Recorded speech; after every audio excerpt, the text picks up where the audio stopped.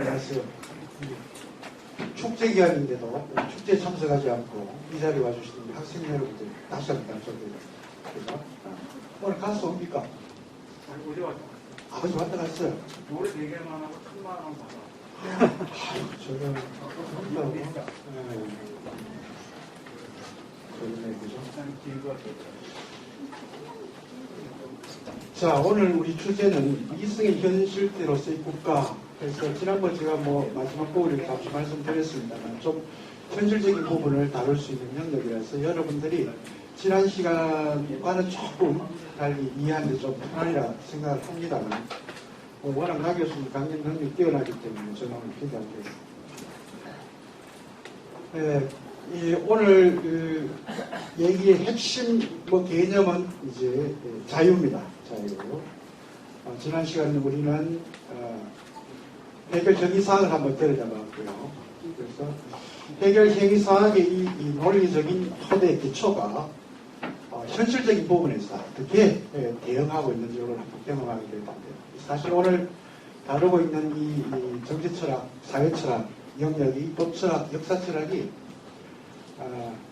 사실 한편으로는 자유철학이라고 표현하지만 또 나름대로는 매우 놀랄 여지가 많은 그런 영역입니다. 특히 해결이 교정하고 있는 자유개념에 관련해서는 여러 가지 이 해석자들의 관점에 따라서 해석이 달라지고 있는데 오늘 아마 우리 이 나종석 교수님께서는 그 중에서도 자유를 해석하는 방식에서 가장 크게는 제가 어렴풋이 읽어보니까 칸트의 자유개념을 가져와서 세계 자유를 해석하려고 하는 부분이 많이 보였던 그 외에도 해결은 그 자유개념을 자기 글에서는 여기저기서 다르게 방식을 사용해서 쓰기도 합니다만 어쨌든 자유가 해결할 때 쓰는 법의 기초이기도 하고요. 또 혹은 정신의 본질이기도 하고 혹은 역사의 궁극적인 목적이기도 하기 때문에 이 자유가 어떻게 현실 속에서 전개되는지를 오늘 나종석 교수님 발표를 통해서 한번 경험해 보시기 바랍니다. 오늘 우리 이 강연을 해주실 나 교수님께서는요. 연세대 철학과를 졸업하시고 한국외국어대학원에서 석사학위를 취득하셨습니다. 독일 에센대학에서 철학박사학위를 취득하셨는데요. 울산대 연구고 교수를 거쳐서 연세대 지금 현재 복합연구원에서 HK 교수로 재직을 하고 계십니다.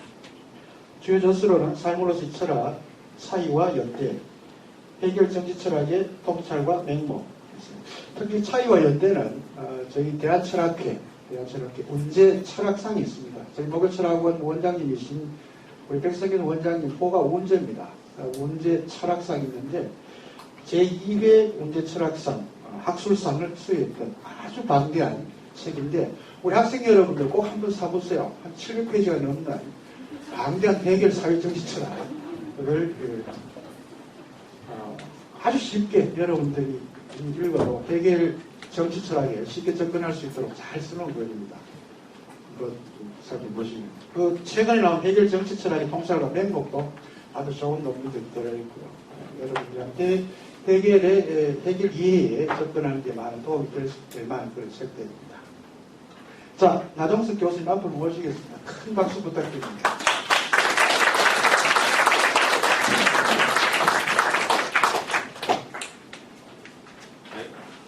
감사합니다.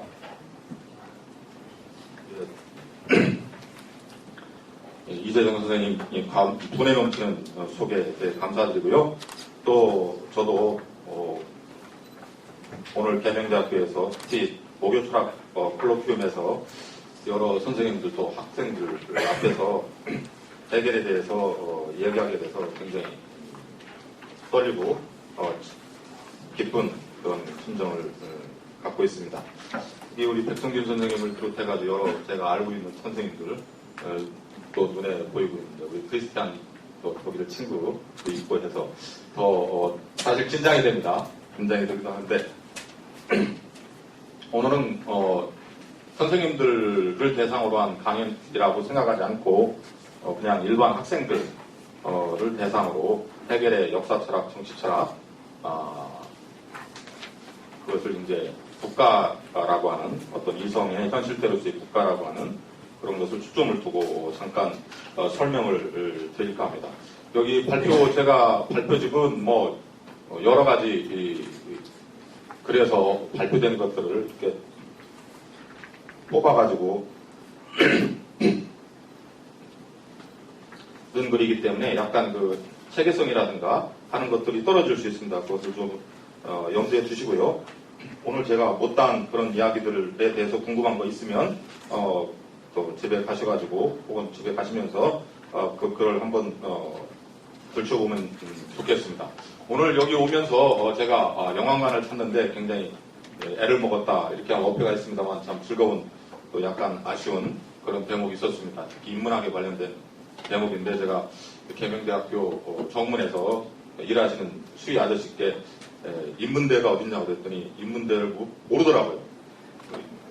계명대 인문대학이 어디 있습니까? 그랬더니 인문대가 뭐냐 이런 식으로 옆에 있는 사람한테 물어보니까 옆에 있는 사람이 영화관이라고 이렇게 얘기를 하는 걸 듣고 참 이 인문학 혹은 철학의 위상이 이렇게도 쪼그라들어 있나 하는 그런 자괴감 비슷한 그런 생각을 했습니다.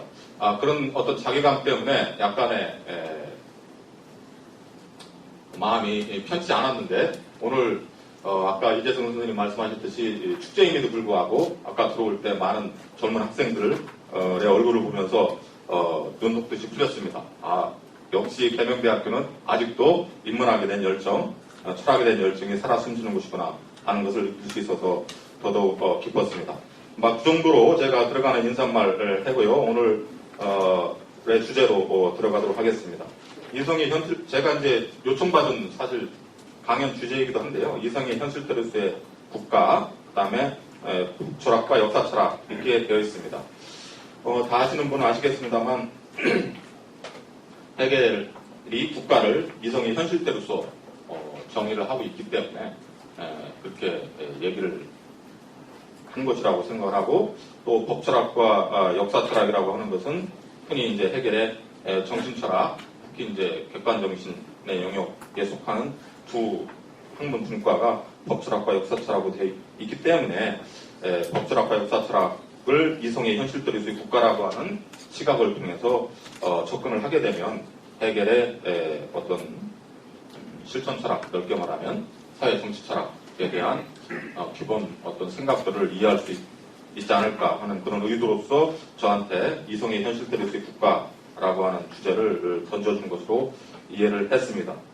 저에게 주어진 시간이 대략 60분 정도 60분 정도이기 때문에 오늘 여러분들에게 돌아간 그런 자료집을 읽을 수도 없고 또 원래 읽을 생각도 없었습니다. 그래서 주먹구구식으로 잠깐 말씀드리도록 하겠습니다. 사실 헤겔이 왜 문제인가, 특히 사회 정치 철학 영역에서 왜 헤겔이 문제인가 하는 것에 대해서는 전문가들에 따라서 다양한 의견을 가질 수 있겠습니다만 또 제 앞서서 몇 번의 강연이 있었고요. 형이상 특히 다음 주에는 또 절대정신의 어떤 철학에 대한 소개가 있을 것으로 얘기됩니다만 왜 오늘날 헤겔의 정치 사회 철학인가 하는 것에 대해서는 사실은 쉽게 얘기할 수 있는 것 같으면서도 또 어렵습니다. 모든 주제가 그렇듯이. 그렇지만 가장 간단하게 말씀드리면 헤겔의 사회 정치 철학의 현재성은 여기 제가 볼 때 원자론적 자유주의와 연대적 자유를 대비를 시켰던 것처럼 저는 어떤 연대적 자유에 대한 그 통찰, 그것의 어떤 필요성 같은 것들을 던져주고 있기 때문에 그렇다.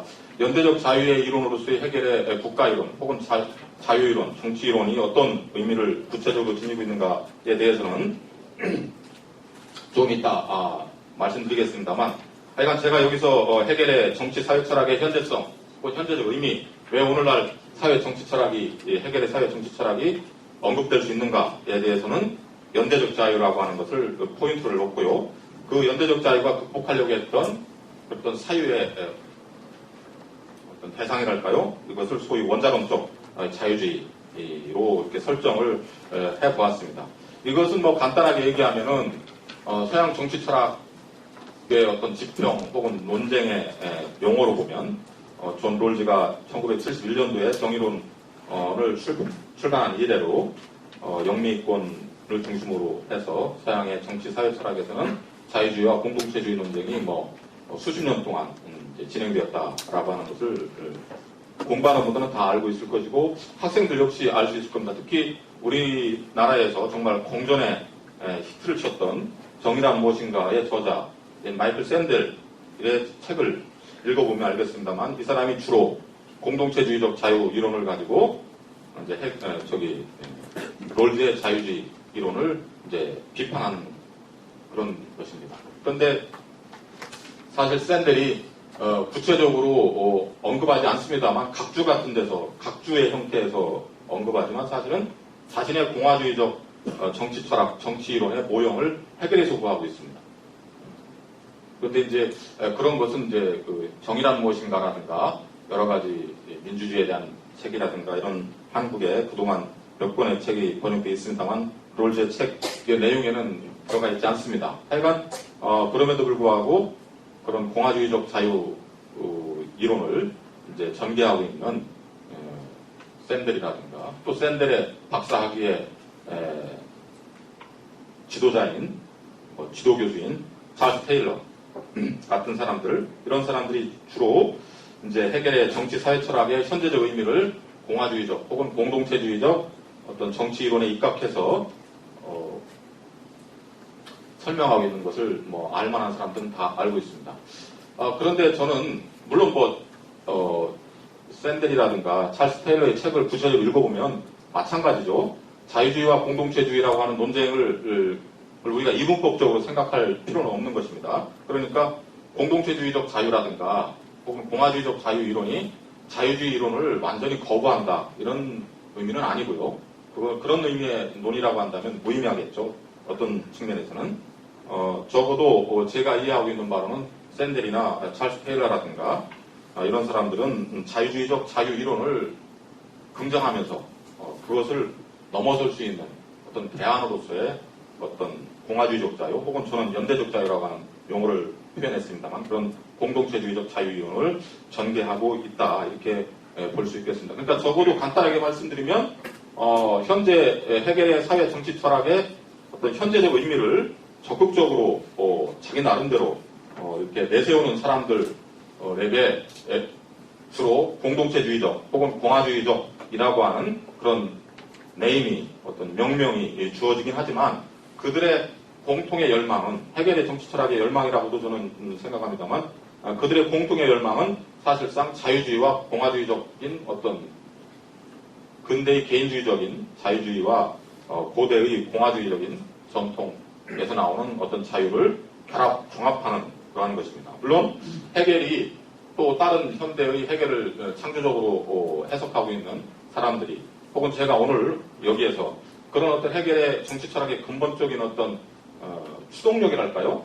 사유의 추동력 혹은 이상 해겔이 지향하고자 하는 그런 목표로서의 어떤 공화주의적 자유와 개인주의적인 자유주의적 자유 사이의 어떤 변증법적 결합이 과연 충분하게 서술되고 있고 설득력 있게 해명되고 있느냐 하는 것은 별개의 문제입니다. 그것은 많은 쟁점들이 있는 것이고 또 각자가 달리 생각할 부분이 있습니다만 그럼에도 불구하고 제가 간단하게 해겔의 정치 사회 철학의 핵심적인 어떤 관심사항이랄까 해겔 정치 철학을 추동시켰던 그런 근원적인 문제의식은 바로 어떤 고대적 공화주의적 자유와 근대의 개인주의적 자유주의의 어떤 결합, 종합이었다라고 이렇게 말씀드릴 수 있겠습니다. 그래서 그런 어떤 것을 보면은 해겔이 역시 여전히 살아있는 그런 철학자의 모습을 지니고 있다 이렇게 생각을 하게 됩니다.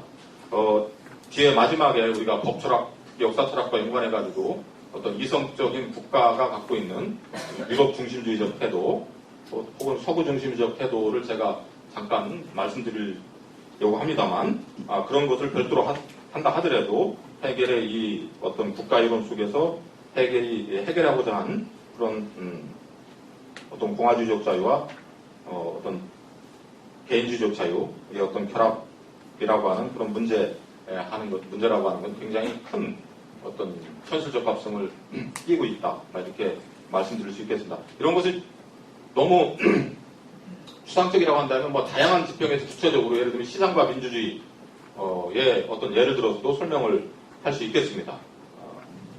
뭐 우리 오늘날 우리나라에서도 지금 경제민주화가 굉장히 큰 화두로 제기되고 있는 이 마당인데 과연 경제민주화가 개인의 자유, 어떤 재산권의 자유, 소유의 자유, 혹은 우리들에게 널리 알려져 있는 어떤 시장에 대한 정부의 과도한 개입이냐? 경제민주화는 개인의 어떤 자율성과 자유를 침해하는 어떤 그 전제적인 어떤 권위주의적인 혹은 위험한 어떤 시도가 아니냐라고 하는 일각의 어떤 염려가 깔려 있습니다. 일각이라기보다는 사실 한국 사회를 지배하고 있는 이론적 태도라고 볼 수 있겠죠. 왜냐하면 한국은 제가 볼 때 적어도 굉장히 그런 어떤 그 시장에서의 어떤 자유, 어떤 시장은 국가가 개입하지 않으면 가장 잘 효율적으로 작동된다라고 하는 믿음이 거의 광신에 가깝게 어떤 널리 퍼져 있고 또 이러한 어떤 담론과 태도들을 정말 그 한국을 주도하는 그런 언론들 이런 데서 집중적으로 반복해서 강조하고 있기 때문에 사실 일각의 태도라고 보기에는 어렵겠죠. 하여간 경제민주화라고 하는 이 화두가 던져주고 있는 주제는 바로 시장과 민주주의가 어떻게 결합될 수 있을 것인가에 대한 물음이기도 하고요. 그런 의미에서 어떤 공화주의적 자유와 근대의 개인주의적 자유의 어떤 결합의 어떤 시도의 현상 형태라고도 볼 수 있겠습니다. 그걸 구체적으로 말씀드리면 어떤 공화주의적 자유는 뭐 간단하게 말씀드리면 민주주의라고도 얘기했고 연대적 자유라고도 얘기했습니다만 저는 집단적 자기 통치의 이념에 근거를 둔 자유이라고 저는 명명하고 있습니다. 공화주의적 자유는 사실은 폴리스적 자유에 연원을 두고 있는 것이기 때문에 어떤 특정한 사회를 구성하고 있는 사람들 그것을 뭐 우리 데모크라티에서의 데모스라고 하는 그것을 피플이라고도 하고 그 피플을 인민이라고도 하고 국민이라고도 합니다만 하여간 인민이 혹은 국민이 여기 대구에서 인민이라는 표현을 쓰면 굉장히 곤란할 것 같아서 제가 국민이 혹은 피플이라고도 얘기를 해야 되겠습니다. 피플이 자기를 실현해 나가는 어떤 집단적인 의사결정에 참여하는 것, 또 집단적 의사결정에 참여해서 자기의 공통의 관심사들을 스스로 논의하고 결정하는 것, 그것이 바로 집단적 자기 통치, 즉 집단적 자기 지배죠. 그게 민주주의죠. 말 그대로 민주주의라고 하는 것은 바로 특정한 집단을 구성하고 있는 피플들이 모두 자기의 공통으로 해당되는 관심사항들을 사대강을 할 것인지 안 할 것인지 어떤 소유권을 어느 정도 제한할 것인지 아닌지 어떤 외국과 전쟁을 할 건지 말 건지 하는 그런 공통의 어떤 관심사항들을 공통으로 논의하고 결정할 수 있는 그런 행위, 그런 것에 대한 개방성, 그런 것에 대한 참여의 권리, 이런 것들을 강조하는 것이 바로 공화주의적 자유라고도 할 수 있고요. 그런 의미에서 민주적 자치죠. 사실 자율이라고 하는 것은 우리가 스스로 통치한다라고 하는 인민의 자치라고 하죠. 국민의 자치. 대한민국은 민주공화국이다 할 때 그 민주공화국의 의미하는 바와 바로 주권의 최종적 주권의 소유자로서의 국민, 피플. 이 피플이 자기에게 속하는 문제들을 스스로 결정할 수 있는 그런 행위 과정 전체를 어떤 자유라고 생각을 한다면 그런 의미의 자유와 지금 시장에서 활동하고 있는 어떤 그런 자유와는 좀 사실 좀 사뭇 다른 그런 성격을 지니고 있다 이렇게 말씀드릴 수 있겠습니다. 간단하게 말씀드리면 그런 의미에서 자유주의는 어떤 개인주의를 토대로 하고 있는 그런 이론이기도 하고요. 주로 어떤 국가라든가 외부의 강제가 없는 그런 상태로서의 어떤 자유를 얘기하는 거죠. 그렇기 때문에 이 자유라고 하는 것이 굉장히 이해하기 힘든 그런 개념이기도 합니다. 그러니까 대략 저는 그런 식으로 이해를 하고 있습니다. 그러니까 자유주의에서의 자유라고 하는 건 소극적 자유라고도 하고 그래서 어떤 외부의 강제, 국가의 강제 이런 것들이 없이 어떤 활동할 수 있는 그런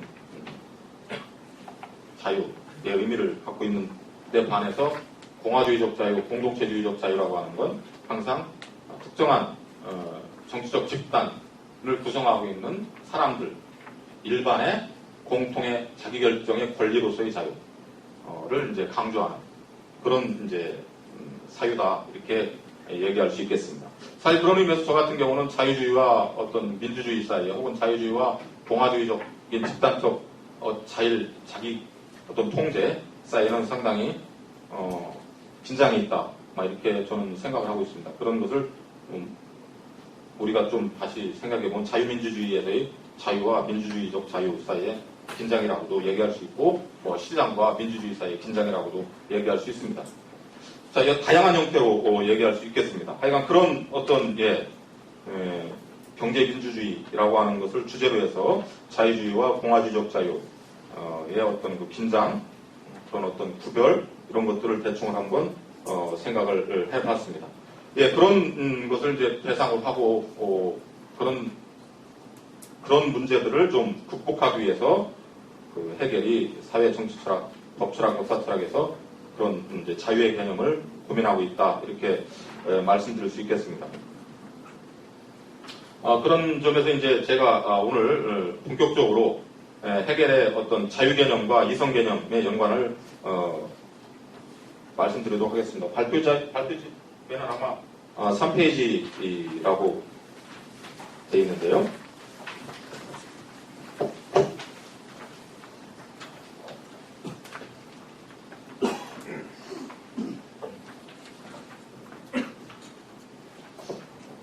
해겔이 얘기하고 있는 이성 혹은 자유의 개념 같은 것들은 이미 앞에서 즉 저보다도 더 이제 해겔의 논리학이라든가 형이상학이라든가 이런 데서 나오는 것으로 생각을 합니다만 간단하게 해겔은 이성을 기본적으로 자유라고 생각을 하고 있습니다.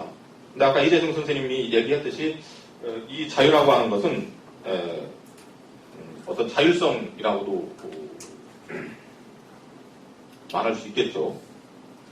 자율성이라고 하는 건 다 알다시피 아우토노미의 어떤 번역어인데요. 아우토는 또 어떤 자동차를 얘기하는 게 아니라 자기라는 것을 얘기하는 거고 노미는 노모스, 법이라고 하는 것을 얘기하고 있기 때문에 스스로 입법하는 거죠.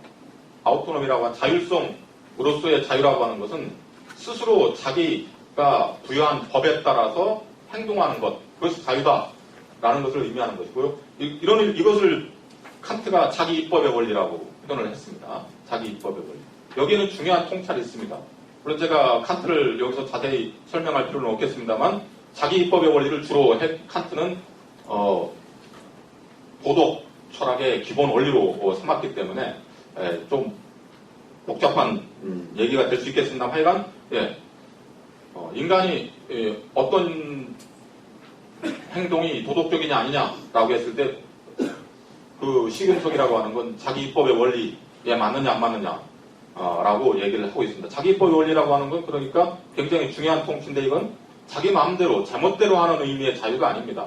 스스로 자기에게 법률을 제정한다는 얘기는 이 법률이 적어도 자기가 속해 있는 공통의 구성원들이라든가 모든 사람, 논리적으로는 모든 이성적 존재자들에게 타당할 것이다라고 하는 그런 보편화 될 수 있을 것이라고 하는 그런 것을 전제하고 있기 때문에 그런 의미의 법을 자기가 스스로 제정을 하고 혹은 떠올리고 그 법에 따라서 행해할 수 있는 능력 혹은 행해하는 것 그것을 바로 자유라고 얘기한 겁니다. 그러니까 자율로서의 자유를 얘기하는 것은 칸트가 얘기하는 것은 바로 자유라고 하는 것은 제멋대로 하는 자의, 변덕스러운 이런 어떤 단순한 선택의 자유 뭐 예를 들면 시장에 가서 어떤 물건을 살 것인가 하는 그런 물건을 고르는 의미의 그런 자유를 얘기하는 건 아니고 그런 걸 물론 함축하고도 있겠습니다만 기본적으로는 그런 어떤 한 행위가 적어도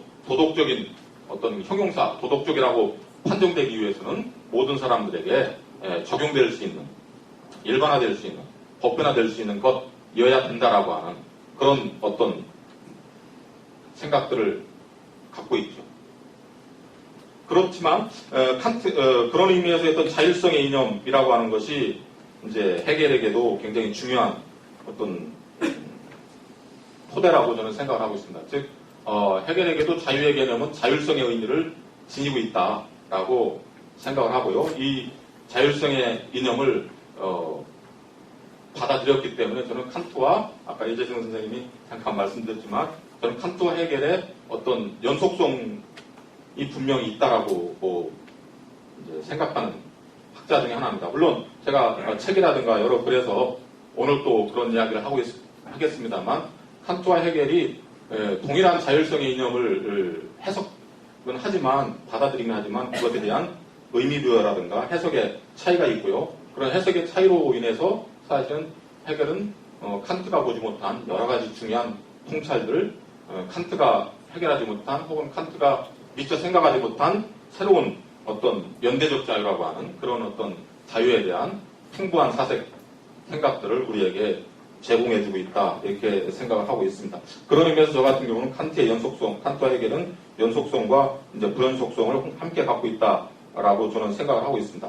하여간 다 아는 사항이긴 하지만 사실은 칸트가 이 자기 입법의 원리로서의 자율성을 도덕의 세상의 원리로 설정하게 된 데는 사실은 루소의 영향이 지대하고요. 사실은 자기 입법의 원리라고 하는 용어는 칸트의 용어가 아니고 사회계약론에 루소의 사회계약론에서 나온 겁니다.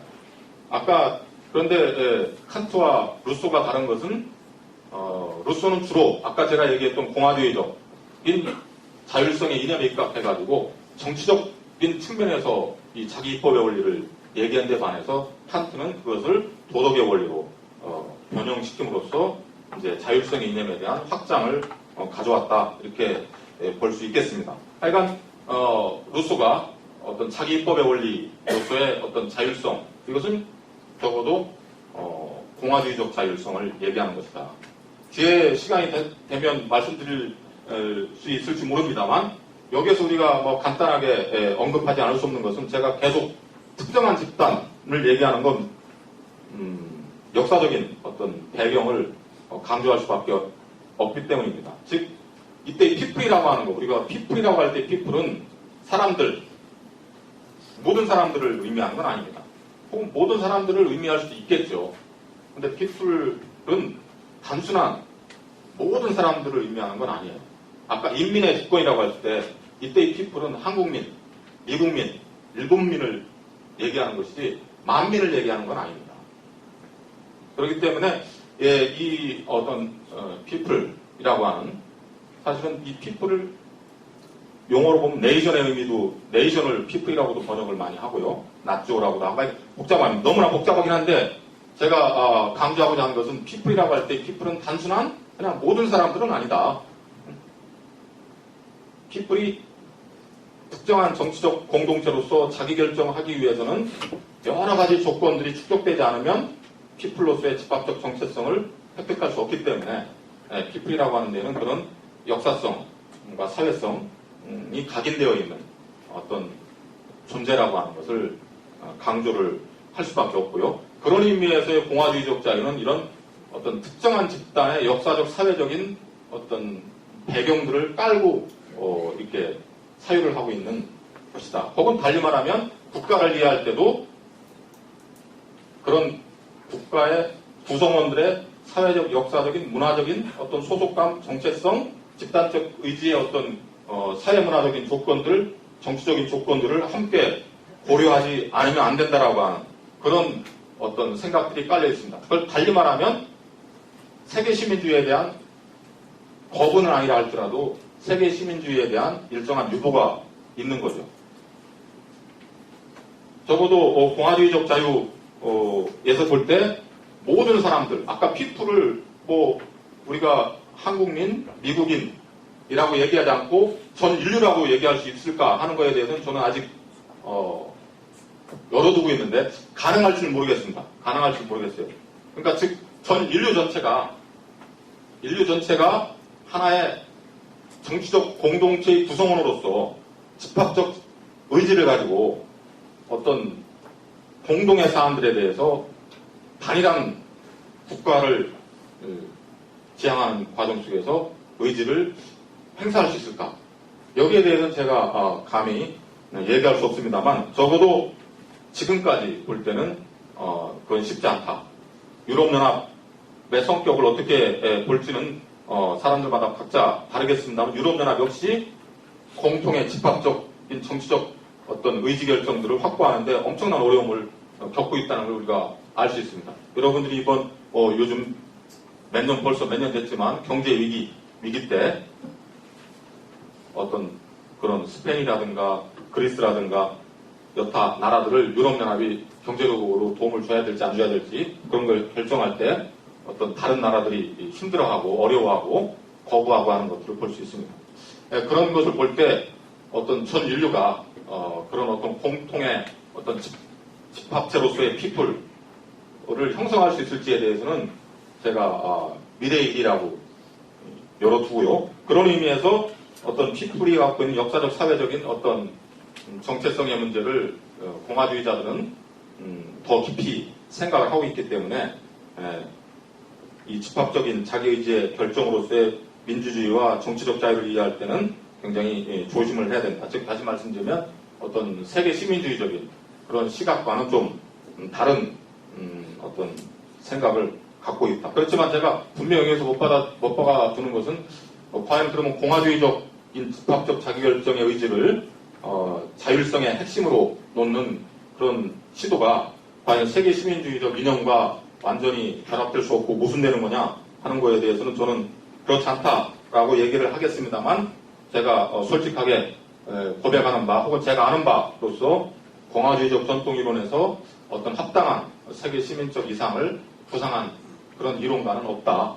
아마도 여러분들이 오늘 이 강연을 통해서 한번 내가 앞으로 그런 어떤 이론 영역에서 새로운 세계 시민적인 그런 이론들을 어떤 공화주의적 차원에서 개발할 수 있을 거다라고 하는 욕망과 야망을 갖추게 되기를 희망합니다. 그렇다면 아마 제 오늘의 강연은 엄청난 성공과 효과를 거둘 것이라고 생각합니다. 하여간 그 정도로 말씀드리겠습니다.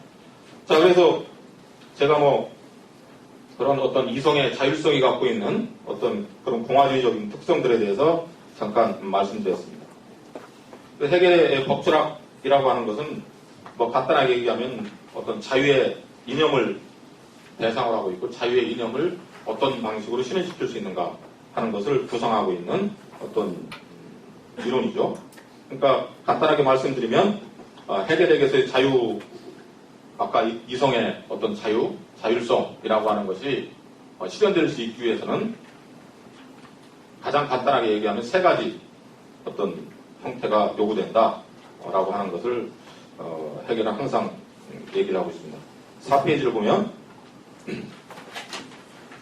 중간 정도에 나와 있습니다. 해겔은 가족, 시민사회, 국가라고 하는 것을 인륜적 삶, 혹은 국가라고도 좁게 말하면 국가라고도 얘기할 수 있겠죠. 혹은 인륜성의 어떤 구체적 제도들이다. 이렇게 얘기를 하고 있는데, 이건 쉽게 얘기를 하면 인간이 자유롭게 살기 위해서 요구되는 어떤 사회적 관계의 어떤 대표를 뽑으라고 한다면 바로 가족관계고 시민사회에서의 활동이고 국가의 구성으로서의 활동이다라고 얘기를 하는 겁니다. 그리고 거꾸로 얘기를 하면 그런 겁니다. 인간이 자유롭기 위해서는 국가의 구성원으로서 국가의 일에 참여하지 않으면 안 된다는 겁니다. 여러분들이 대한민국의 일원인데 여러분의 삶에 결정적인 영향력을 미칠 수 있는 사안들, 예를 들면 4대강 사업 같은 거, 혹은 한미 FTA, 이런 건 정말 한국의 미래를 결정할 수 있는 결정적인 문제들이에요.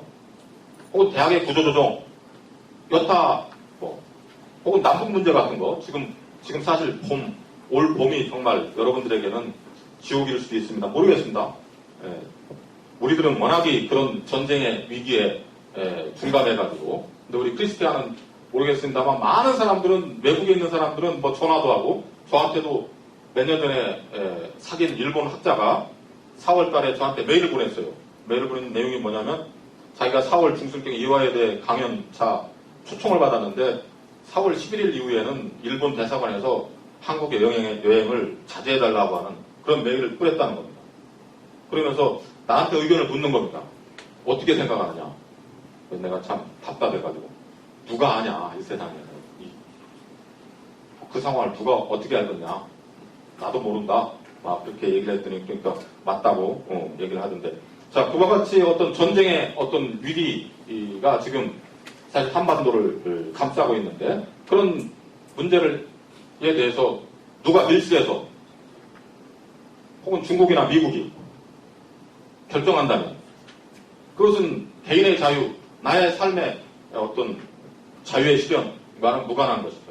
그런 의미에서 국가의 구성원인 한 국가의 활동에 대해서 자기 목소리를 낼 수 있는 권리와 권한과 가능성들이 부여되어 있지 않다면 그 국가는 자유로운 국가가 아니고 그 국가에서 살고 있는 사람들은 자유를 향유할 수 있다라고 얘기할 수 없다는 얘기입니다. 또 시민사회라고 하는 건 뭐냐? 시민사회는 주로 어떤 그 부르주아적 시민사회라고도 얘기하지만 하여간 다양한 형태의 직업의 활동 영역이라고 얘기할 수 있습니다. 자기의 직업이 적어도 자기 실현과 무관하지 않아야 된다는 겁니다. 직업이라고 하는 것이 자기 실현 혹은 자기 자유와 무관하지 않으려면 이 직업은 적어도 스스로 선택해야 되는 겁니다. 스스로 선택을 해야 돼요. 내가 선생이 될 수 있을지 없을지는 모르지만 내가 대통령이 될 수 있을지 없을지 모르지만 적어도 그런 직업의 자유가 보장돼야 되고요. 가능한 다양한 형태의 직업이 보장돼야 되고 그런 직업을 통해서 적어도 자기를 실현할 수 있는 가능성들이 존중되지 않으면 안 된다는 것이죠. 그러니까 이런 것을 보면 우리가 대학에서도 대학 졸업하는 학생들이 지금 이제 실업자는 또 아니죠. 엄밀한 의미는 실업자라고 하는 건 말 그대로 뭐 직업을 가졌다가 이뤄야 실업자가 될 텐데 이건 뭐 직업도 갖지 못한 어떤 뭐라고 해야 되나? 취업 준비생인가요? 취업 준비생이라고 얘기하기도 참 뭐한데 하여간 그런 어떤 상태에 있다면 이 사람은 자유로울 수 없는 것이죠. 또 달리 말하면 자기 직업이라고 하는 것이 누구에 의해서 강요된 것이라면 일본의 참 인도의 카스트 제도라든가 혹은 전 근대적인 사회에서 신분제에 의해서 직업이 결정됐던 사회를 생각해 본다면 어떤 아버지가 농민이면 뭐 자기도 농민이고 자식도 농민이는 그런 세상을 상상을 해본다면 그때 나에게 어떤 내가 노비로 태어났으면 노비의 역할을 하고 내 자식도 노비의 역할을 하게 된다면 그런 직업, 그걸 직업이라고 뭐 넓게 칭하겠습니다만 그런 것은 자기의 자유의 실현과는 무관한 것입니다. 그렇기 때문에 시민사회라고 하는 것은 자기가 자기를 실현할 수 있는 다양한 직업군들, 다양한 가치들이 살아 숨쉴 수 있는 그런 사회가 돼야 된다라는 것이고요. 그런 사회 속에서 비로소 인간이 자유로울 수 있다는 얘기입니다. 또 가족의 구성원이 되어야 된다라고 하는 것입니다.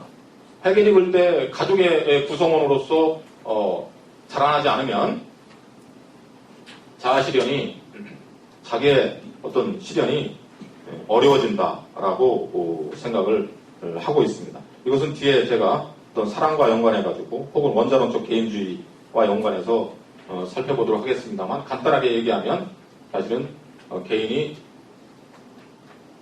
어떤 부모님으로부터 보살핌을 받지 않으면 쉽게 얘기하면 보살핌을 받지 않는다면 자기가 자기로서 클 수 없다는 얘기죠. 뭐 요즘 신문에서도 계속 나온 얘기지만 3살 낸 자식을 막 5층 밖으로 던지는 부모, 뭐 태어나자마자 혹은 죽이는 부모, 혹은 찡찡 애 온다고 때려 죽이는 부모 이런 부모 밑에서 그 죽이는 경우만 제가 예를 들었습니다. 그런 데서 자라면 애가 온다고 매일 주먹질하는 부모 밑에서 자란다면 그 사람이 정상적인 자아로서 성장할 수 없다라고 하는 것은 분명한 사실이기 때문에 간단하게 얘기하면 그런 겁니다. 그런 어떤 가족에서 어떤 보살핌을 받고 자기가 소중한 존재라고 하는 것을 경험할 수 있어야 된다는 얘기고요. 그렇지 못한 사람은 결코 해겔이 볼 때는 자율적인 시민으로서 자율적인 인격체로서 성장할 수 없는 것이다라고 보는 것입니다. 그런 의미에서 해겔은 일륜적인 어떤 제도, 즉 자유로운 삶을 가능하게 해주는 핵심적 제도로서의 세 가지, 국가의 구성원으로서의 제도, 그 다음에 시민사회적 제도, 그 다음에 가족이라고 하는 제도를 얘기를 하고 있습니다. 자, 이런 어떤 보면은 여러분들이 사실 뭐 날카롭게 생각하지 않으셔도 이 세 가지 개념, 시민사회, 가족, 국가라고 하는 걸 보면은 다 상호적 관계, 사회적 관계를 강조하는 걸 볼 수 있겠습니다. 이건 그러니까 해겔을 많이 강조한 건 아니지만 해겔은 적어도 자유라고 하는 것은 혹은 인간다운 삶이라고 하는 것은 홀로 살아가는 것이 아니고 성공적으로 타자와의 어떤 관계성 속에서만 가능하다라고 하는 것을 얘기해주고 있는 겁니다. 그것이 바로 이제 그래서 원자론적 개인주의의 자기 파괴성과 이제 불충분성에 대한 성찰로 넘어갑니다. 해겔의 철학은 여기서 제가 복잡하게 얘기를 하지 않겠습니다. 즉, 해겔 과연 이런 얘기가 해겔만의 고유한 것이냐, 아니냐, 이런 건 제가 염두에 두지 않겠습니다. 혹시 여기에 낭만주의, 독일 낭만주의에 대해서 관심을 갖고 있는 사람들을 보면 해겔이 얘기하고 있는 것들의 대부분이 사실 낭만주의자들이 다 공유했던 얘기고 다 강조했던 얘기이기 때문에 쉽게 이게 해겔만의 얘기다라고 할 수 없습니다만 여기서는 그런 복잡한 논쟁은 생략을 하고 해겔 역시 그런 생각들을 공유하고 있다. 즉 무슨 얘기냐면 타자와의 성공적 관계를 통해서만 인간은 인간다워질 수 있고 인간은 자유로울 수 있으며 자유를 향유할 수 있다라고 생각했다. 이렇게 얘기할 수 있겠습니다. 그럼 원자론적 개인주의는 왜 문제가 되느냐? 원자론적 개인주의는 왜 문제가 되냐? 당연히 두 가지 점에서 그렇습니다. 하나는 타자와의 연관성이라고 하는 내재적 속성을 이해를 못하고 있다. 이 얘기인데요. 타자와의 관계가 갖고 있는 고유한 속성을 이해하지 못하고 있다는 얘기는 어렵게 얘기하면 타자가 자기를 형성하는데 본질적이다. 즉 타자가 없이는 자기가 있을 수 없다라고 하는 것을 제대로 파악하고 있지 못하다라고 하는 이야기입니다. 원자론적 개인주의는 즉 타자와의 관계가 근원적으로 자기를 자기에게끔 만들어주는 것이다라고 하는 것. 이거 굉장히 역설이기도 합니다. 해겔의 변증법이 갖고 있는 매력이기도 하고 타자와의 관계 속에서만 비로소 자기가 자기일 수 있다라고 하는 것. 그렇기 때문에 결코 타자는 단순한 타자가 아니라 나이기도 하다라고 하는 그런 타자의 내재적 어떤 속성들, 성격들 이런 것들을 원자론적 개인주의는 이해를 못합니다. 그런 의미에서 기껏해야 원자론적 개인주의는 계약의 상태를 어떤 타자와 관계의 어떤 전형적인 상징으로 내세우는 것이죠. 계약, 자기의 이익을 어떤 추구하기 위해서 계약을 맺고 하는 그런 상태로서만 타자와의 관계를 생각을 합니다.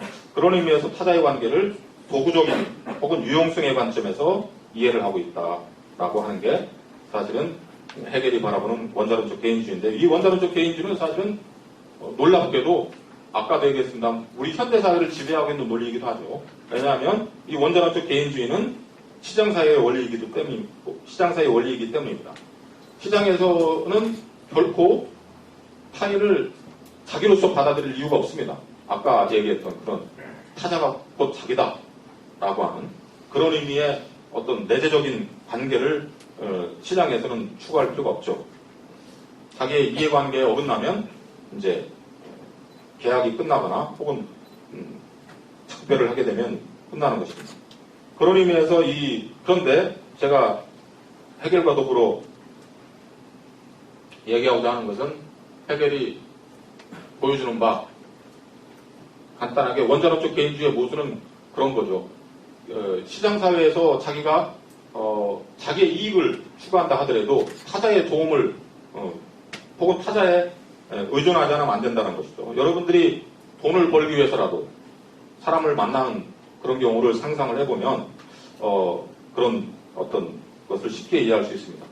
비록 내가 뭐 사기꾼이라 하더라도 사기꾼이 사랑을 빙자해가지고 어떤 남자나 여자에게 어떤 돈을 뜯어내려고 한다 하더라도 그런 의미에서 타자를 도구화시키고 타자와의 관계가 진정한 관계가 아니지만 적어도 자기가 사기꾼으로서 사기를 하기 위해서 혹은 돈을 벌기 위해서 타자를 만나지 않으면 안 된다는 것이죠. 그런 의미에서 이 원자론적 개인주의는 사실은 타자를 자기로부터 배제하면서 동시에 타자와 관계하는 것이죠. 이게 참 말이 어려운 거지만 쉬운 얘기죠. 타자를 부정한다는 겁니다. 타자를 도구화시킨다는 거예요.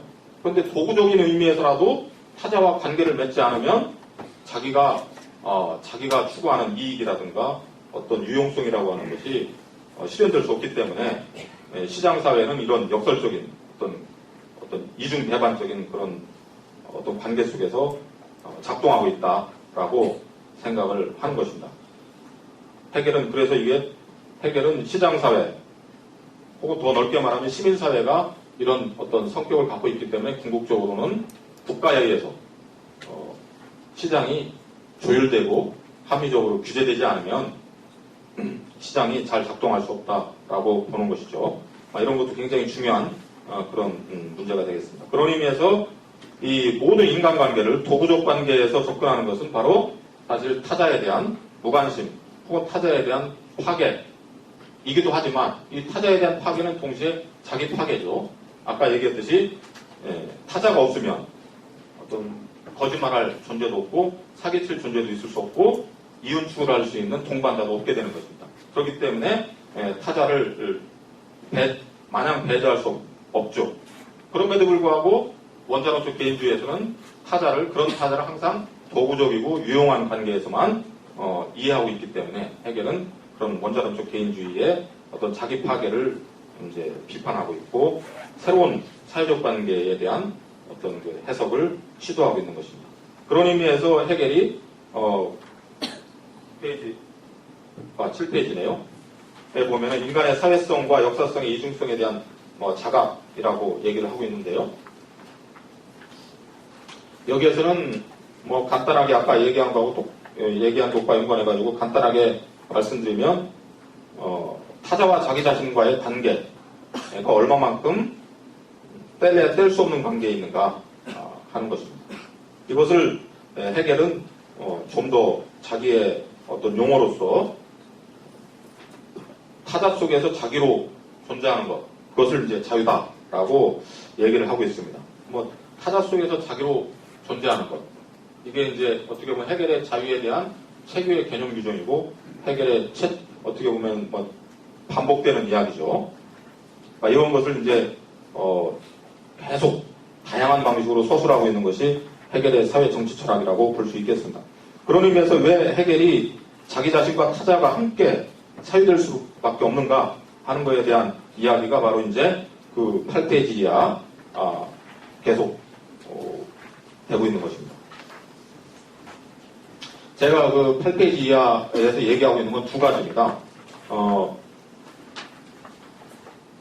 타자가 왜 근원적으로 자아와 연관되어 있는가 하는 것을 제일 잘 보여주는 어떤 이야기, 그걸 요즘 낙강 이야기하는 인간의 욕망은 타자의 욕망에 대한 욕망이다. 이런 이야기는 너무나 유명하기 때문에 인간의 욕망은 타자에 대한 욕망을 욕망한다.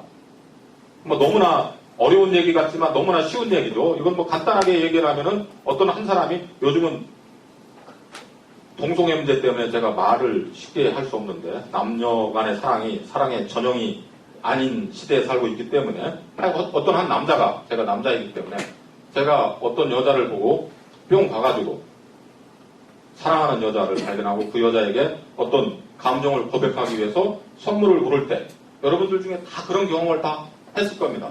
그 선물을 고르면서 우리가 즐거워하죠. 그 선물을 받는 여자의 화사한 웃음이라든가 어떤 그때의 감정, 그때 유대감 이런 것들을 떠올리면서 누구나 다 흐뭇해하고 누구나 다 어떤 그 흥분된 감정을, 고양된 감정을 느끼죠. 즉 우리는 항상 살아가면서 타자의 시선을 소비하고 살아가고 있고 타자의 욕망을 욕망하는 것이죠. 즉 상대방이 내가 소중하게 여기고 있는 타자가 어떻게 나에게 반응을 보일까? 내가 꽃을 샀을 때 혹은 결혼 반지를 내팽개치지는 않을까? 그때처럼 수치스럽고 모욕적이고 자기 존재가 파멸되는 그런 감정을 경험하는 건 없을 거예요. 자기가 가장 소중하게 생각하는 사람에게 버림받았을 때, 자기가 가장 소중하게 생각하는 사람이 즐거워할 거라고 미리 예견하면서 기쁜 마음으로 산 선물이 내리쳤을 때, 장미꽃이 짓밟혔을 때, 그때는 정말로 참을 수 없는 어떤 분노, 참을 수 없는 수치, 불욕, 어떤 자기 부정이죠. 자기가 없어지는 거죠. 그죠? 자기가 없어지는 겁니다. 그만큼 우리는 타자의 시선에 노출되어 있고 타자의 욕망에 끌려 있는 거죠. 타자가 즐거워하면 자기의 삶은 너무나 행복한 것이죠. 그런 것을 삐뚤어지게 생각을 하면 사실은 그게 이제 극단이죠. 우리가 요즘 성형수술뿐만 아니라 어떤 생명을 건 다이어트 투쟁을 하고 있죠. 저 역시 지금 오늘 또 사실 목도 안 좋고 그렇습니다만 또 살 뺀다고 점심도 소식을 하고 왔습니다. 그러니까 그렇듯이 모든 사람들이 또 특히 우리나라 사람들이 그 어떤 날씬한 몸매를 가꾸기 위해서 즉 타인의 시선을 소비하기 위한 열망으로 목숨을 걸고 다이어트를 하고 있습니다. 그런 의미에서 우리는 항상 인간은 근본적으로 타자지향적이라는 거죠. 그런데 이 타자지향성이라고 하는 것이 해겔에게는 양면성을 갖고 있습니다. 이 양면성을 잘 보여주고 있는 게 바로 제가 뒤에 두 가지 예를 들었습니다. 해겔은 이 두 가지를 다 보고 있습니다.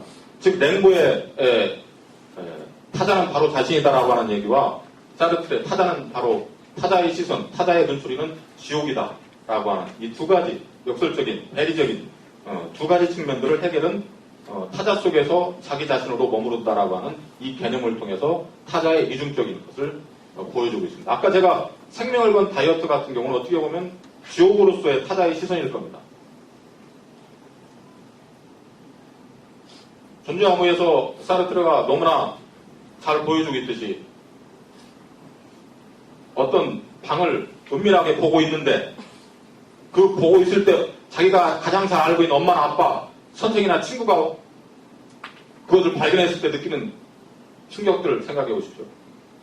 여러분 혼자 방에 있을 때, 인터넷에 있을 때, 인터넷에서 음란 사이트를 보고 있다, 혹은 했을 때, 그때 옆에서 유령처럼 누군가가 그 모습을 지켜보고 있을 때, 그 타인의 시선은 죽음이죠. 견딜 수 없습니다.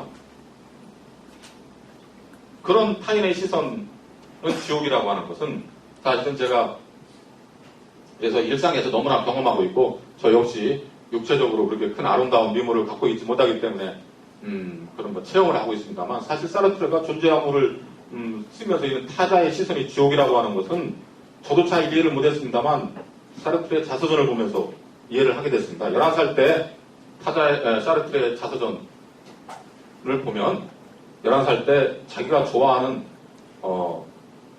여자 주위를 자전거를 타고 빙빙 돕니다. 근데 여러분 잘 알다시피 사르트르는 사팔뜨기예요. 눈이 사팔뜨기에서 이 여자가 그렇게 반응을 해요. 저렇게 째려보고 욕하는 듯이 보는 사람이 누구냐 이런 반응을 합니다. 그러니까 사르트르는 11살 때 멋진 자전거를 갖고 여자에게 폼 잡고 혹은 인정받기 위해서 자전거를 타고 빙빙 돌고 있는데 그 여자의 소녀의 반응은 바로 찢어지는 듯한 눈. 아주 그날 이제 죽음이었죠. 그런 의미에서 사르트르가 바로 타자의 시선은 지옥이다 라고 하는 것을 잘 보여주고 있습니다. 그렇지만 아까 얘기했지만 역설적으로 타자의 시선은 지옥이지만 아까 어머니에 의해서 버림받는 어린아이를 생각을 해보면 얼마나 우리가 또 동시에 타자는 지옥이면서 동시에 선물인지를 알 수 있습니다. 제가 수업 시간에 즐겨 사용하는 예를 들면 그런 겁니다. 여러분들 프로이트 심리학이라든가 이런 걸 보면 다 알고 있는 이야기인데요. 저 역시 아기를 키우면서 여러 번 경험한 겁니다. 아기를 키워보면 누구나 다 경험하는 겁니다. 저도 딸이 하나밖에 없습니다. 16살입니다. 지금 이제 많이 컸어요. 그렇지만 딸을 혼자 두고 나갈 때 딸에게는 죽음이에요. 여러분들이 4살이나 3살, 2살 때 어린아이가 엄마가 애야 집에 있어라 엄마 장 보고 올게 할 때 이 나가는 것은 사실은 자기를 버리는 거예요. 죽음입니다. 사실 그런 부모도 있습니다. 그렇지만 대부분의 사람들이 경험을 하죠. 반복해서. 엄마가 진짜 와요. 30분 후에. 1시간 후에. 아, 진짜 엄마가 오는구나. 나를 버리는 게 아니구나. 아, 나가 적어도 엄마한테는 굉장히 소중한 존재구나 하는 걸 느낍니다.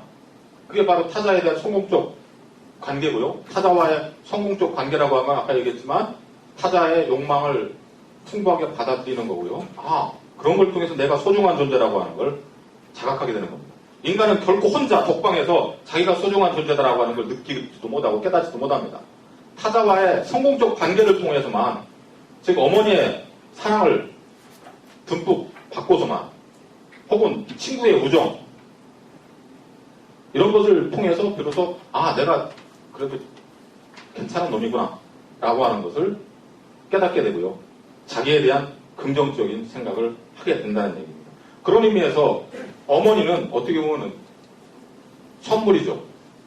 어머니의 보살핌은, 즉 타자의 보살핌은 그런 의미에서 선물이고요. 자기 자신이기도 합니다. 왜? 타자일수의 엄마가 자기를 버리면 결코 자기는 자기로 설 수 없기 때문에 그렇습니다. 그런 의미에서 타자는 선물이자 동시에 어떤 지옥이죠. 그래서 많은 사람들이 이 양자택일에 어떤 굴복을 합니다. 저는 해겔 철학과 더불어 해겔한테 배운 거라고 한다면 이런 어떤 문제를 좀 양자택일적으로 생각하는 것도 좋지만 문제를 균형 잡힌 시각에서 볼 수 있는 어떤 능력들을 키우는 것이 중요하다고 생각을 하고 있습니다. 즉 해겔은 이 타자의 이중성, 지옥으로서의 타자와 어떤 선물로서의 타자라고 하는 것을 잘 알고 있습니다. 그런 의미에서 타자와의 관계와 자기 관계의 변증법적인 종합을 얘기하고 있는 것입니다. 그래서 이 어떤 사르트르가 타자의 시선을 지옥으로 봤기 때문에 타자와의 화해할 수 없는 갈등, 투쟁을 얘기하는 것도 어떻게 보면 뭐 당연한 이야기죠. 그런 어떤 이중성, 즉 타자 속에서 자기로 머물 수 있다라고 하는 것. 또 거꾸로 얘기하면 오늘 이제 간단하게 반복되는 것 같지만 다른 주제. 해겔이 강조하는 바 역사성과 사회성을 달리 말하면 전통입니다. 인간은 전통 속에 살아가는 존재입니다. 전통은 억압이기도 합니다. 그죠? 전통은 우리를 억압하기도 해요. 전통은 우리를 수능적 존재로 만들기도 합니다. 전통은 우리의 상상력을 마비시키기도 해요. 그렇지만 동시에 전통 속에 살아가지 않는 존재는 없다는 겁니다. 전통 속에서 우리는 특정한 역사적, 사회적 문화 속에서 이순신 장군의 얘기를 듣고 이토 히로부미의 암살 이야기를 듣고 여러 가지를 듣고서 커나가는 것입니다. 그런 과정 속에서 자기 자신의 능력들, 자기에 대한 생각들을 읽어내는 것이죠. 그런 의미에서 전통 속에서 자기 자신을 도인할 수 있는 그런 어떤 시각들을 해겔은 강조하는 것이죠. 그런 의미에서 해겔은 전형적인 의미의 계몽주의자는 아니죠. 전통을 미신으로 생각하고 전통을 파괴해야만 어떤 새로운 자유로운 질서가 가능할 거라고 하는 그런 급진주의적인 어떤 정치적 실험에 대해서 해겔은 거부를 하죠. 그래서 프랑스 혁명의 작구뱅의 급진주의에 대해서 해겔이 거부했던 것도 바로 그런 것입니다. 사실 이 급진적 자유에 대한 열망은 저도 굉장히 소중한 거라고 생각을 하고 있습니다만 플라톤의 폴리타이에서 나오듯이 급진적 자유의 열망은 화판에서, 그림판에서 모든 그림을 지우고 다시 시작하려고 하는 욕망입니다. 즉 모든 전통, 모든 역사적 각인들, 그런 수동적인 것들을 다 지울 때 비로소 자유가 가능해질 거다라고 생각하는 사람들, 그런 사람들이 바로 급진적 자유에 대한 열망을 갖고 있는 사람들이죠. 그런 급진적 자유에 대한 열망은 그런데 역설적으로 자기 파괴, 자기 파멸로 나갈 수밖에 없다라고 하는 것은 역사가 보여주고 있는 것입니다.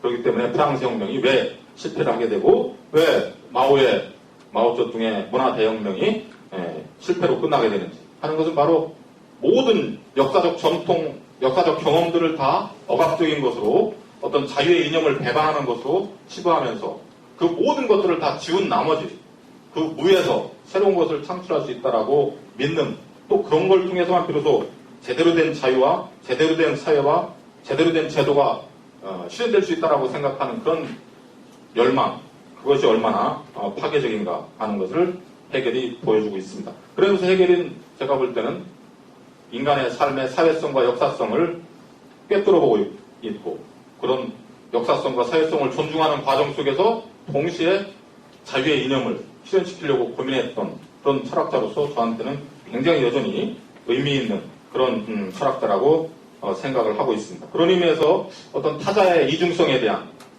어떤 고민, 또 타자와 자기와의 연계성에 대한 고민, 이런 것들이 해겔처럼 제가 볼 때는 복잡하게 또 균형 잡힌 시각에서 고민을 하고 있는 철학자는 제가 볼 때는 굉장히 드물 것이다, 이렇게 보고 있습니다. 그런 의미에서 칸트조차도 사실 자율성과 의존성은 양자택일의 문제로 생각을 했습니다.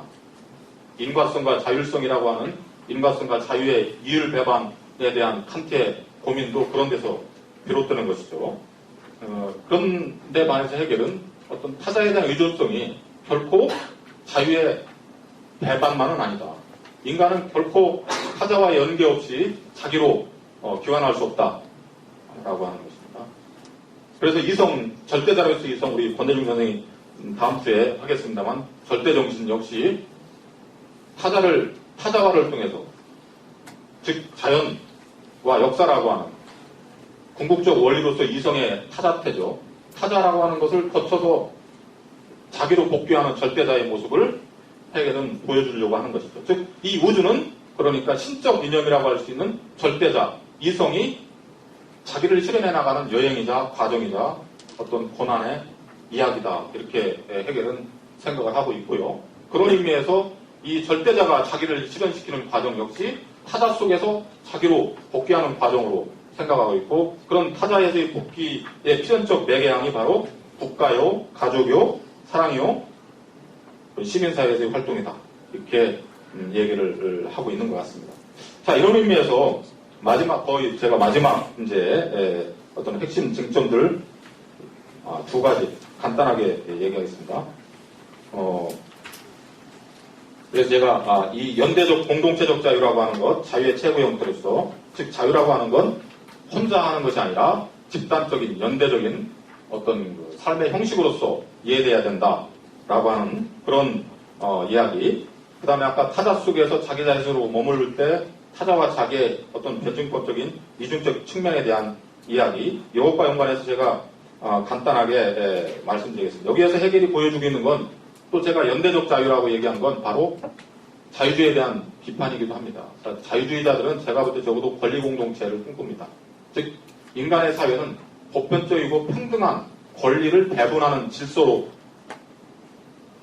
되기만 하면 충분하다, 이렇게 생각합니다. 롤즈에도 마찬가지 그런 시각들이 나옵니다.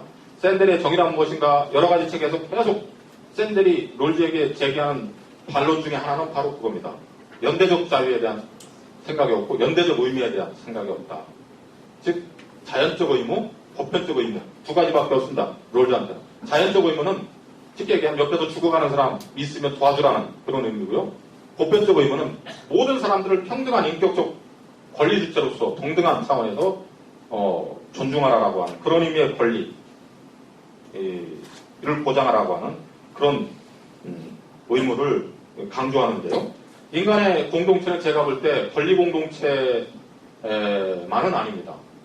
아까 그래서 해겔과 더불어 제가 얘기했듯이 인간이 권리 공동체에서 인간의 권리와 자유를 풍부하게 누리기 위해서는 사회적 역사적 삶의 지평들 요구된다고 했듯이 바로 연대적인 집합적인 어떤 열정과 일체감이 없이는 불가능한 것입니다. 왜 우리가 특정한 정치적 공동체와 일체감, 나는 곧 우리요, 우리는 나라고 하는 그런 우리 공동체 의식을 가져야 되느냐? 그건 간단하게 얘기하면 그런 겁니다. 공동체는 항상 위기에 직면할 수 있습니다. 여러분들이 후쿠시마 원전 사태가 일어났을 때 기억할지 모릅니다만 후쿠시마 원전 사태 같은 걸 생각을 해보십시오. 후쿠시마 원전 사태 일어났을 때 지금도 해결되지 않고 있습니다만 그 500명에 가까운 그 원전 관계자들이 그 원전 발전소 주위를 빙빙 돌고 있습니다. 들어가지 못합니다. 그 누구도 어떤 사람에게 후쿠시마 원전 가까이 가서 그 후쿠시마 원전 원자로를 가동을 중지시키든가 목숨을 내놓고 희생을 하라고 요구할 권리는 없죠. 그렇죠. 권리는 그런 겁니다. 우리에게 희생할 권리를 주장하는 사람 없습니다. 아무도. 희생이라고 하는 것은 자발적인 헌신입니다. 그런데 해겔이 얘기하듯이 특정한 공동체가 지속적으로 재생산될 수 있기 위해서는 그 특정한 공동체를 구성하고 있는 시민들이 그 공동체와 일체감을 갖지 않으면 안 된다는 겁니다. 일체감을 갖는다는 얘기는 뭐냐? 쉽게 얘기하면 위기에 빠질 때 자기를 내줄 수 있다는 얘기입니다. 가장 흔한 말로 하면 애국심이에요. 가장 흔한 말로 하면 조국에 대한 사랑과 헌신입니다. 즉 이때의 조국을 너무 넉넉하게 생각하지 않는 거죠. 특정한 공동체가 자기라고 한다면, 즉 이거 거꾸로 얘기하면 특정한 공동체가 없으면 자기가 있을 수 없기 때문에 그런 의미에서 나와 공동체가 합일체가 된다면 그 공동체가 위기에 처했을 때 그 공동체에 자신을 내어주고 희생하고 목숨을 준다라고 하는 것은 바로 시민의 의무이기도 합니다. 바로 여러분들이 기억하지 모르지만 뭐 벌써 10년 전 300이라고 하는 아주 이상한 영화 같은 데서 그리스와 페르시아 사이의 전쟁에서 수십만 대군을 그 일정한 조그마한 협곡 계곡에서 300명의 스파르타 자유시민들이 이겨내는 것, 지켜내는 걸 봤습니다.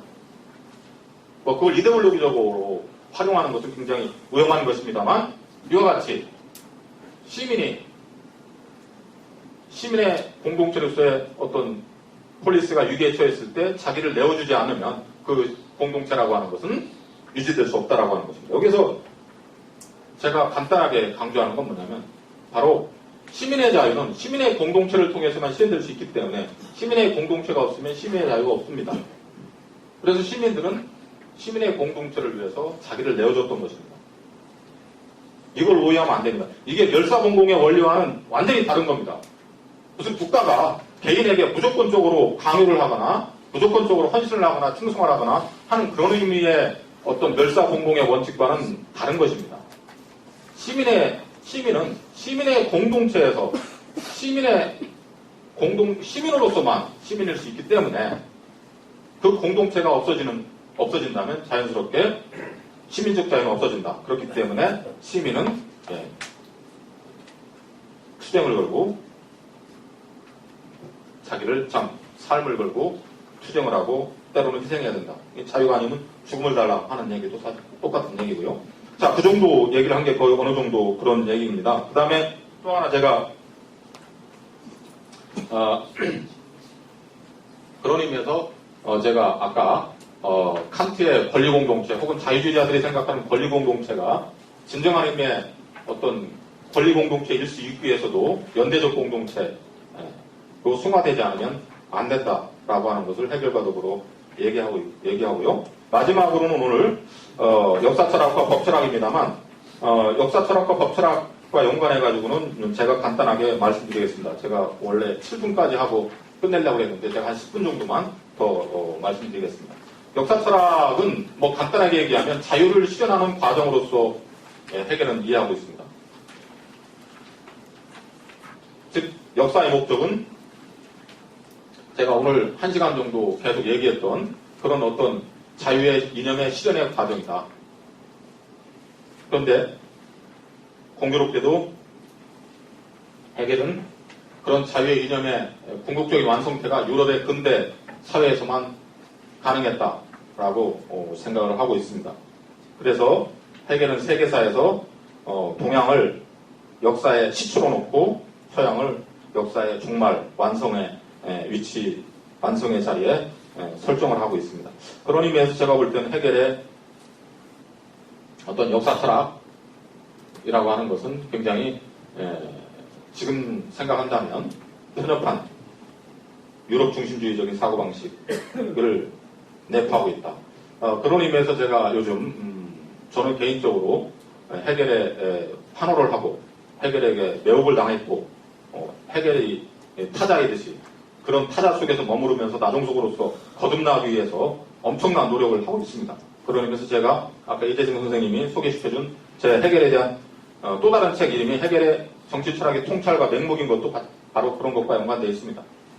저는 해겔에게 엄청난 영향을 받고 있고 해겔에게 많은 것들을 비추고 있지만 저는 결코 해겔의 역사 철학에서 서술되어 있는 바와 같은 그런 유럽 중심주의적 사고방식, 즉 비유럽 사회는 어린이 계속 그런 비유를 하죠. 해겔이 어린이 단계, 동양은 인류 문명의 어린아이의 단계, 정신도 마찬가지, 유교도 불교도 도교도 다 어린아이와 같은 그런 수준의 정신적 상태에 머물러 있고, 서구의 충격을 받아서만 비로소 비서구 사회는 인간의 존엄성에 대한 자각을 할 수 있었다 운운하는 것들, 기독교를 통해서만 비로소 서구의 근대성은 꼽힐 수 있었고 모든 인간이 자유롭다라고 하는 이념을 창출할 수 있었다라고 하는 그런 이야기, 이런 이야기는 제가 볼 때는 뭐 소설이라고 생각을 하고요. 그럼에도 불구하고 사실 이런 생각들이 우리나라에는 여전히 강력하게